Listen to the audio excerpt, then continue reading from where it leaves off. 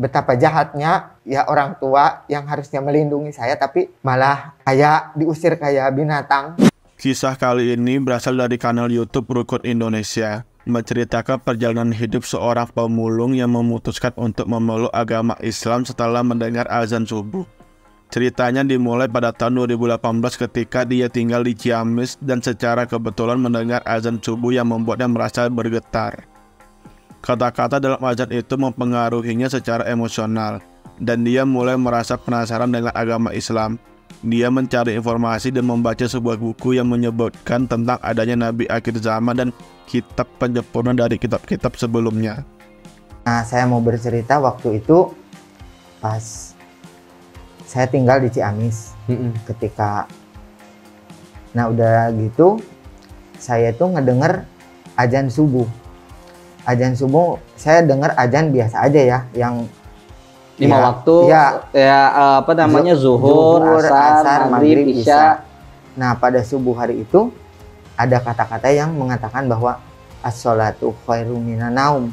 Oh, itu berbeda sendiri gitu. Berbeda sendiri. Dan sampai saat ini yang terus bergetar, dan kalau mendengar as-sholatu khairum minan naum itu masih ada kayak daya magis, itu masih merinding gitu. Ngedengar as-sholatu khairum minan naum. Jadi di situ saya juga mulai bertanya, belum dulu masuk Islam, tanya dulu, cari dulu apakah benar. Nah, udah gitu saya juga mendapat referensi dari ada sebuah buku yang di situ juga yang boleh diceritakan nggak? Boleh, silakan. Di dalam buku itu diceritakan bahwa akan ada nabi akhir zaman. Terus akan ada kitab penyempurna dari kitab ini. Sedangkan yang menerbitkan buku ini adalah keyakinan saya yang dahulu. Oke. Nah, jadi di situ disebut Zabur, Taurat, Injil, Al-Quran sebagai penyempurna. Terus akan ada nabi akhir zaman, satu-satunya nabi dari Bani Quraisy, yaitu disamarkan dengan nama Ahmad, bukan Muhammad. Nah, di situ udah jelas kan, udah memperkuat nih, Allah ini memberikan hidayah lewat azan subuh, diperkuat dengan ada satu buku itu. Masya Allah. Jadi artinya bermula dari azan subuh, yaitu as-sholatu khairum minan naum. Itu penasaran akhirnya. Penasaran tuh maksudnya ketika mendengarkan itu apa sih yang dirasa sama bergetar, nangis saya. Nangis. Meskipun dia tinggal dalam keluarga yang memiliki latar belakang agama Kristen, keinginannya untuk memeluk Islam tidak disambut baik oleh orang tua dan keluarganya. Dia mengalami penentangan, bahkan diusir dari rumahnya. Meski demikian, dia tetap teguh pada keputusannya dan mencari tempat untuk belajar tentang Islam. Dia datang ke Departemen Agama dan mulai mendalami agama Islam dengan bimbingan seorang guru. Meskipun keluarganya tidak menerima keputusannya, dia mempertahankan sikap hormat kepada mereka dan tetap berharap bahwa suatu hari nanti mereka juga akan mendapatkan hidayah. Padahal pada saat itu, maaf ya, karena masih dulu agamanya non-muslim, jadi saya masih ya pergi ke tempat yang bukan orang Islam datengin. Jadi padahal itu saya habis dari salah satu tempat hiburan malam di kota Ciamis. Nah, saya belum sempat tidur, tiba-tiba ngedengar as-sholatu khairum minan naum. Di situ nangis, saya senangis-nangisnya. Ada apa ini dengan as-sholatu khairum minan naum? Saya tanya ke tetangga dulu kan ada yang ngebantu di rumah saya. Nah, kata beliau, sholat itu lebih baik daripada tidur. Di situ saya makin menjadi-jadi. Malah saya bilang, kok orang Islam segini pedulinya terhadap orang yang lagi tidur? Ayo dibangunin, ayo kita ibadah gitu. Jadi kan kalau di ini enggak ya, cuman kalau di Islam ini ada kepedulian gitu. Makanya di situ saya enggak diam, bergerak terus pengen mencari Islam. Oke, mulai menelaah ya. Iya. Cari tahu nih terkait Islam. Cari tahu. Dan orang-orang enggak ada yang berani mengantar saya untuk syahadat. Kenapa? Karena bapak saya itu waktu notabene masih di sana itu masih masih pendeta. Jadi orang-orang di sana baik KUA maupun apalagi kantor agama kan tahu karena udah tercatat kan gereja itu di kantor agama kan ada bimasnya. Nah jadi beliau nggak mau, tapi saya bilang ini kalau Bapak menghalangi saya masuk Islam, Bapak berdosa.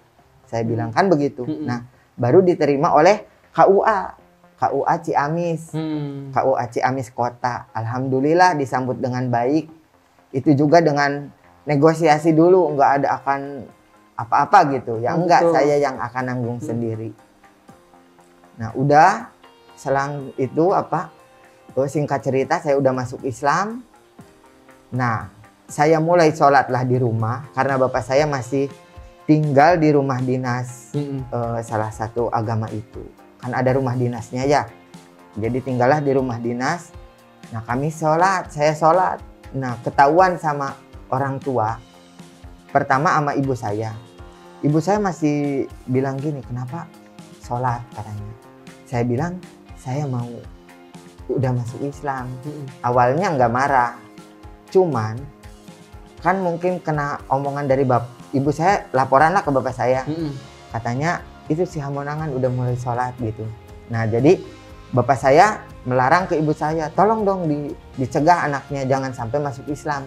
Karena ya kita kan notabene keluarga pendeta, nggak etis lah masa iya anak pendeta anaknya masuk Islam. Padahal masuk agama yang lain itu adalah pencarian jati diri ya. Jadi ya saya ditegur juga, udah gitu mulailah ada penentangan, saya diusir. Sebelum diusir tuh dikurung. Sama orang tua? Sama orang tua karena dibilang saya stres. Katanya stres, katanya udah mulai sholat gitu. Nah udah dikurung 3 hari 3 malam, alhamdulillah Allah kan yang punya kuasa. Kalau secara duniawi, secara lahir gitu pasti lapar lah, tidak dikasih makan. Tetapi alhamdulillah Allah memberikan kenyang. Saya saya sebisa mungkin karena saya masih fakir ilmu, saya tayamum, nggak tahu caranya kayak gimana ya. Dan alhamdulillahnya itu yang namanya buang air enggak 3 hari loh, enggak rasa pengen buang air enggak, tapi normal badan saya.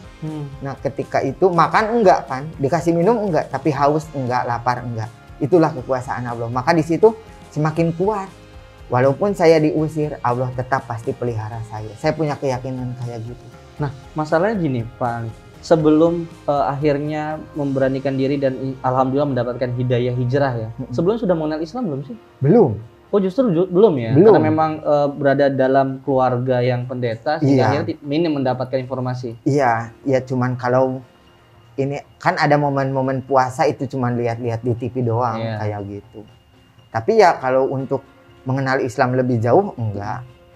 Dan dari keluarga kami kan keluarga dari Tapanuli Utara, orang yang kuat dengan agama Kristen itu. Apa mencoba untuk ngobrol sama ibu waktu itu udah tahu kalau misalnya Pak Ali seorang Muslim? Nah ketika ketahuan sholat itu kan ditegur. Boleh dia masih baik, namanya ibu itu kan nggak mungkin kasar. Betul. Ibu itu masih ya udah nggak apa-apa. Nah karena hasut dari bapak saya makanya saya ditindak yang lebih keras sama keluarga. Ada percoba untuk komunikasi sama bapak nggak waktu itu? Begini loh saya kenapa untuk masuk Islam seperti ini seperti itu.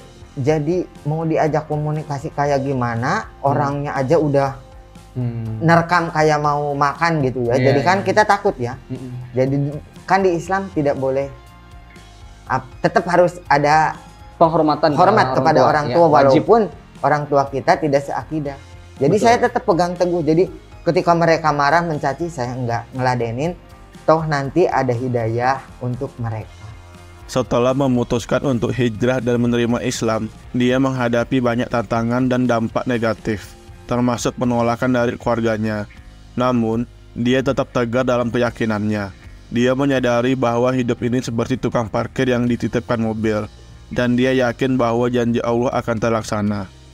Meskipun dia merasa sedih karena penolakan dan perlakuan kasar dari keluarganya, dia tidak membenci mereka dan berharap mereka juga akan mendapat hidayah.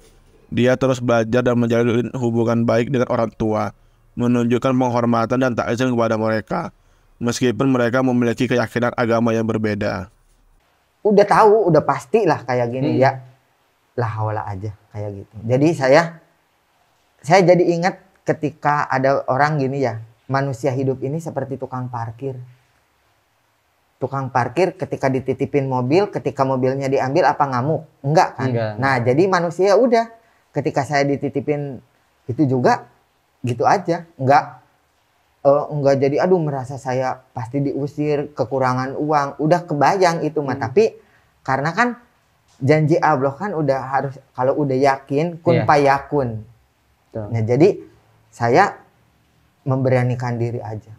Berani dan alhamdulillah saya ketemu dengan guru, mudah-mudahan guru juga nonton ya, Kang Haji Dayat dan Kang Haji Ujang.